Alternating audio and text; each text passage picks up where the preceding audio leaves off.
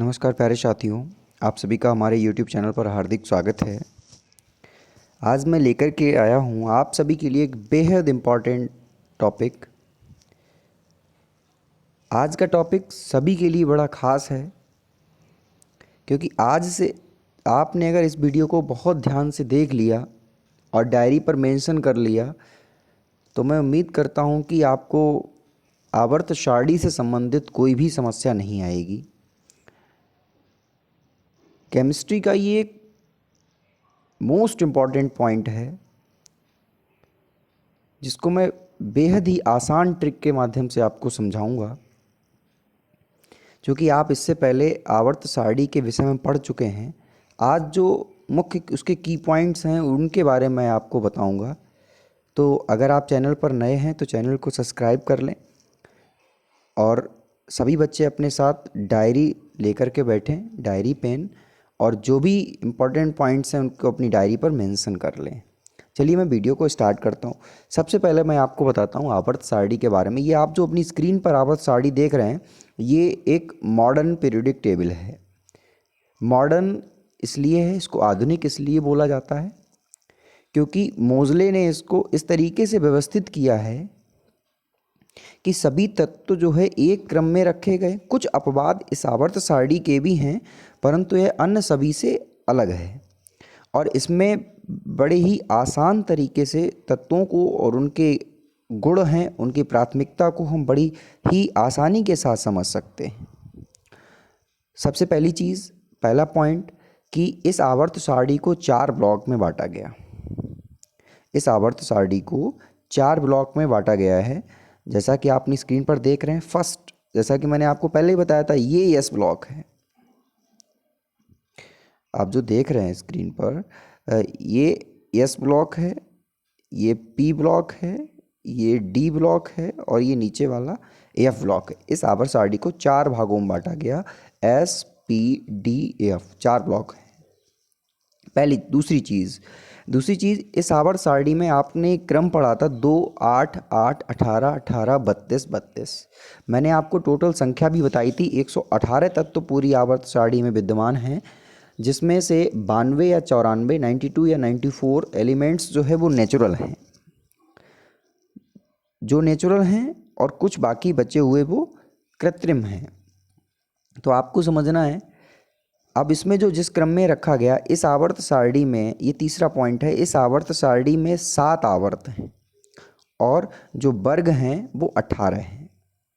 ध्यान देना है, 7 आवर्त कहे जाते हैं। पहला, दूसरा, पहला ऊपर से है, हाइड्रोजन का स्थान लेकर के है, ये आपका रहा पहला,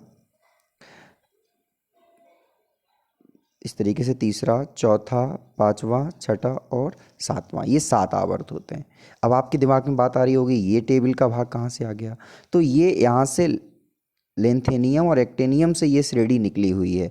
ये लेंथेनाइट श्रेणी कही जाती है और नीचे वाली एक्टेनाइट श्रेणी कही जाती है। ये थोड़ा कलरफुल है, इसलिए और भी आसानी से आप इसको समझ सकते हैं। आइए मैं आगे की बात करता हूँ कि किस तरीके से रखा गया। मैंने आपको कुछ समय पहले अफवाऊ की सीरीज़ बताई थी, जिसमें मैंने एस, पी, डी, एफ करके बताया था कि एस में 2 मैक्सिमम रह सकते हैं, पी में 6 रह सकते हैं, इस क्रम से डी में 10 और एफ में जो है 14। इस तरीके से मैंने आपको बताया था। बस आज भी उसका भी यहाँ पे भी यूज़ है।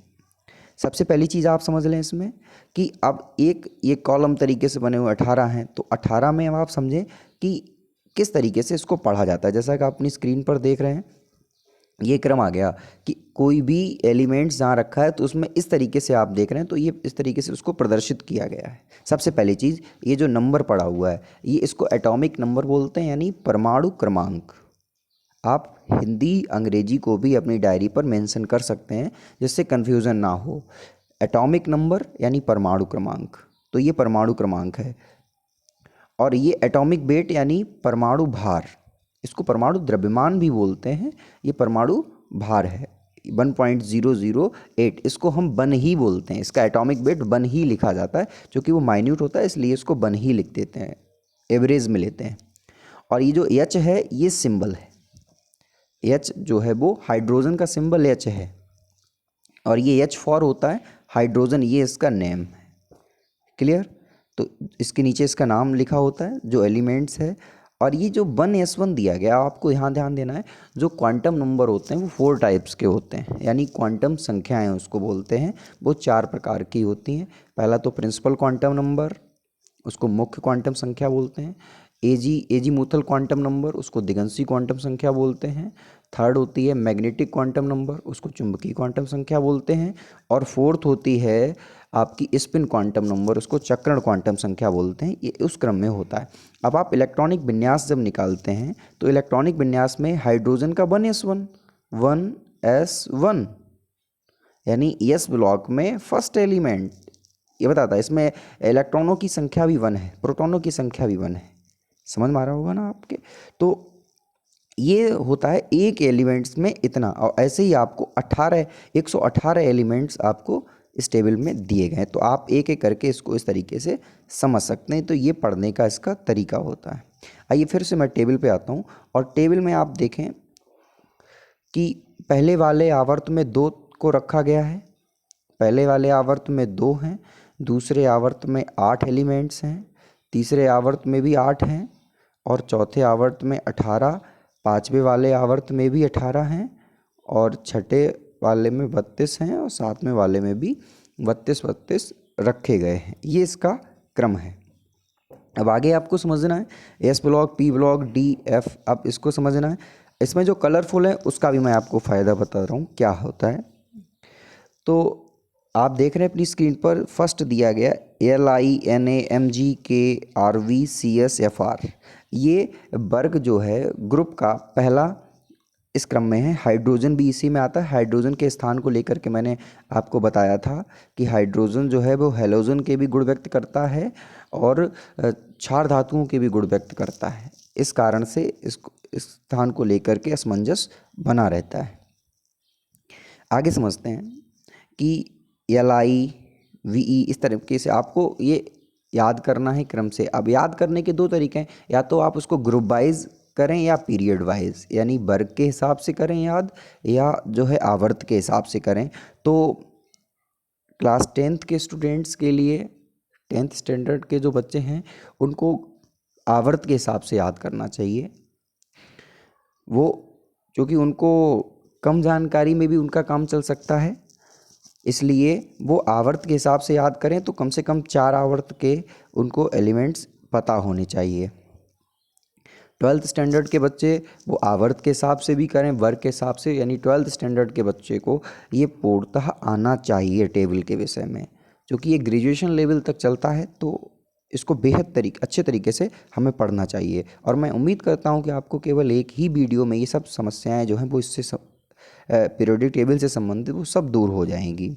चलिए आगे की बात करते हैं। ये तो एलिमेंट्स, अब मैं कुछ आपको बताता हूँ एक ट्रिक के माध्यम से एलिमेंट्स किस तरीके से याद करते हैं। और उससे पहले समझ लीजिए कि धातु कहाँ है, अधातु कहाँ है, तो वो समझ लीजिए।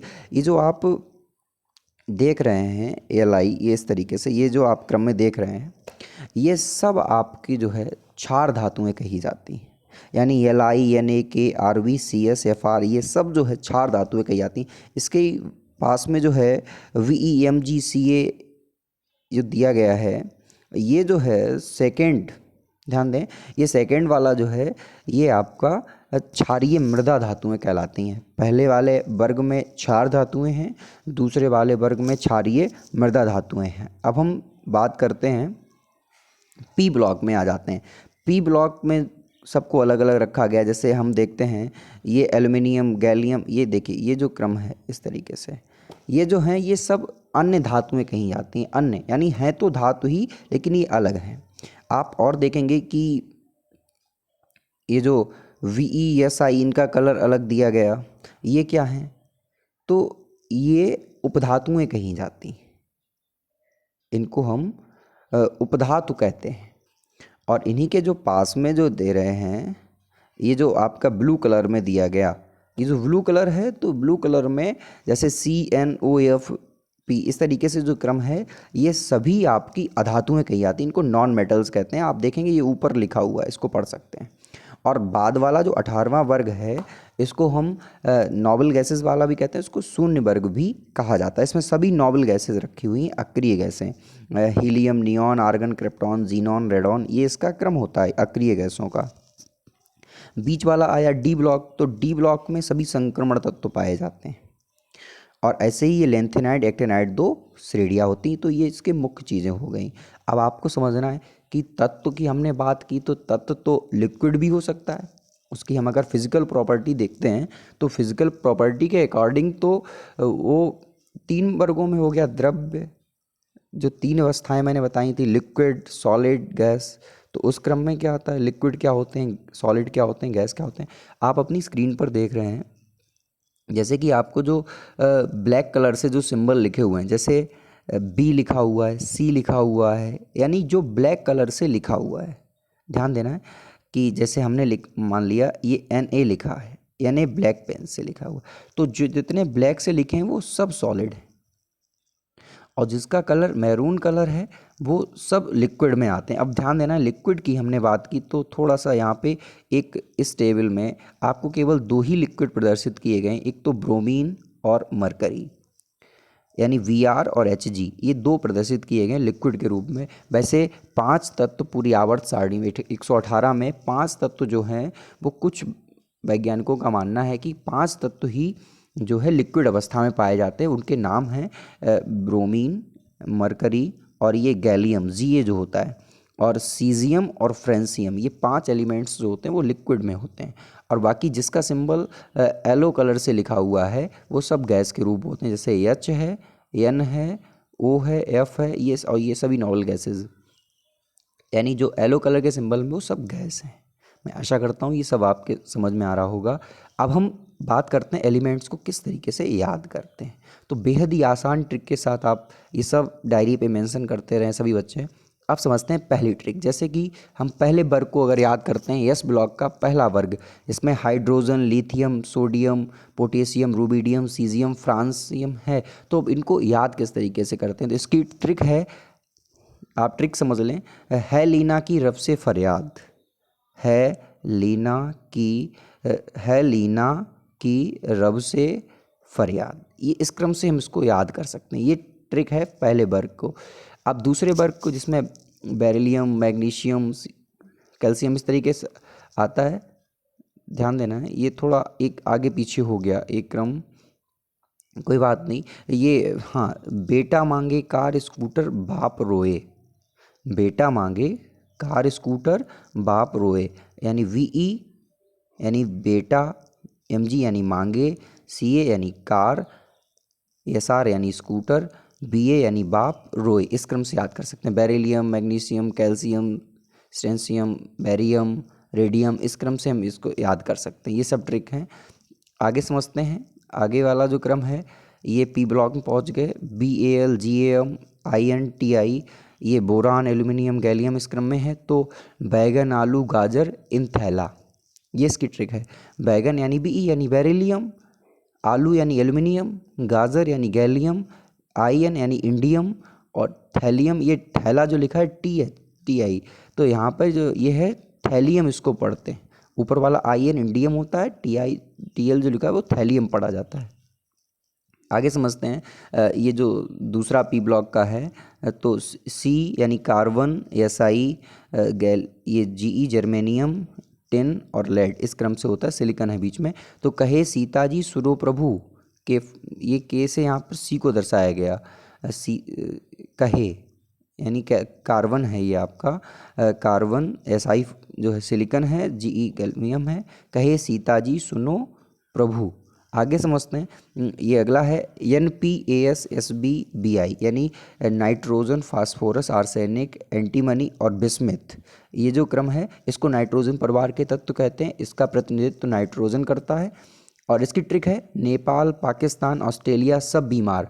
आप सब जानते हैं इस समय बीमारी चल रही है कोरोना वायरस, उसके कारण अभी आपने पढ़ा था ये सी फॉर कोरोना। कोरोना से कौन कौन प्रभावित है, नेपाल, पाकिस्तान, ऑस्ट्रेलिया, सभी देश मैक्सिमम जो है उससे परेशान है। तो ये इस ट्रिक के माध्यम से इसको हम याद कर सकते हैं। आगे बढ़ते हैं।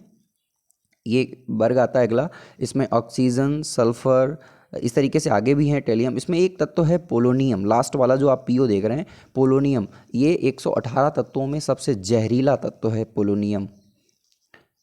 अब इसमें क्या है कि ओ स्टाइल से टीपो, अब आप टीपो की जगह यहाँ पर टेलीफोन भी कर सकते हैं। ये टी जो लिखा है इसको टेलीफोन भी बोल सकते हैं। किस उसका मतलब क्या, ओ स्टाइल से टेलीफोन। आपने देखा होगा जब कुछ लोग फ़ोन पे बात करते हैं थोड़ा स्टाइल दिखाते हैं, तो ओ स्टाइल से टेलीफोन। तो ये ट्रिक है इसकी याद करने की। इस परिवार का प्रतिनिधित्व ऑक्सीजन करता है, तो इसको ऑक्सीजन परिवार के तत्व कहते हैं। आगे बढ़ते हैं। ये हैलोजन तत्व कहे जाते हैं, FCl, Br, I और AT। आप समझ लीजिए, फ्लोरीन, क्लोरीन, ब्रोमीन, आयोडीन, एस्टेटीन बोलते हैं इसको। फिर कल बाहर आई एंटी, इस क्रम से पढ़ते हैं। फिर यानी F फ्लोरीन, कल यानी Cl क्लोरीन, और बाहर यानी ब्रोमीन, आई यानी आयोडीन, और एंटी मतलब एस्टेटीन। ये क्रम है इसका। इसको हैलोजन तत्व कहते हैं। इसका प्रतिनिधित्व जो है फ्लोरीन करता है, और फ्लोरीन की ही मैक्सिमम होती है इसमें। आगे समझते हैं। अगला जो शून्य वर्ग है वो हीलियम से शुरू होता है और रेडॉन तक चलता है। पहला तत्व है helium, neon, argon, krypton, xenon, radon. तो है नेता और कर्मचारी जीवित रहें, हे नेता और कर्मचारी जीवित रहें। आप सब जानते हैं ऐसी बीमारी से लड़ रहे हैं जिसमें कर्मचारी हैं और लीडर जो हमारे हैं वो पूरे राष्ट्र की व्यवस्था को सुचारू रूप से बनाए रखने के लिए अपनी जान की परवाह किए बिना भी परमानेंट गतिमान हैं। तो ये इसका क्रम है, हे नेता और कर्मचारी जीवित रहे। हे यानी helium, neon, argon, krypton, xenon, radon, ये सभी नोबल गैसेस हैं।